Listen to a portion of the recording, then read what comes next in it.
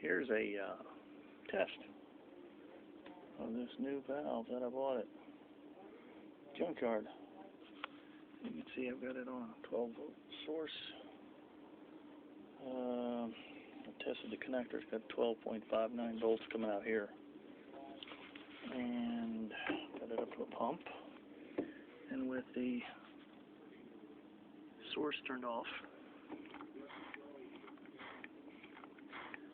you can see it now. It doesn't hold vacuum at all. Turn the source on.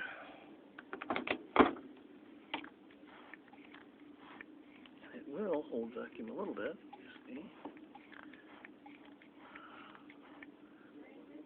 It slowly fades down to where it holds steady is about 1 inch of vacuum. Now remember, this is on a continuous 21-inch vacuum source. So I just hold a vacuum on it, and it won't hold it. But this is not a continuous vacuum. If it was a continuous vacuum, it'd be up here somewhere. See, I'm pumping it. It'll eventually start to fade away, but it'll hold vacuum.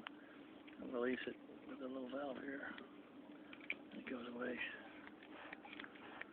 So this thing will hold vacuum when you put 21 or 12 volts across it.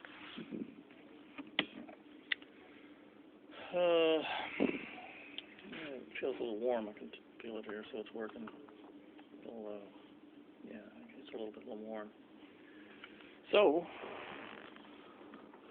remember, this is coming. My pump here, it's not continuous from the manifold. It's a continuous 21 inches of vacuum coming to that port. Only when it's not energized, it doesn't have any vacuum at all. But when it's energized, presumably the valve shuts, and this allows, exhaust or vapor to be pulled out from this side. There are different sizes. Big port goes through here, comes out to the little port, goes to the manifold. So I assume this is operating correctly. I don't know that for a fact, but it is, and it is holding vacuum when you turn it on. This is $14 from a junkyard. I might stick it in my car just to find out if that makes a difference. These little connectors are a pain to get off. Oh man. This goes right here. Click in place. When you're down under the hood trying to get this off, push these little tabs. There's one on that side, one on the other side. Push it off with a twist. Hard enough to do when you got it in your lap. Down under the hood. Trying to get this thing off, man. I'm sure there's a trick to it, which I don't know. But there's a connector right there. And the hose, of course, goes one to the manifold, one to the canister. Go here, click. There it goes. You have to, when you push this in, see how those two things widen out? Those two things get over that little lip right there. And then when you push this in, you can get them over the little lip. It's hard to do.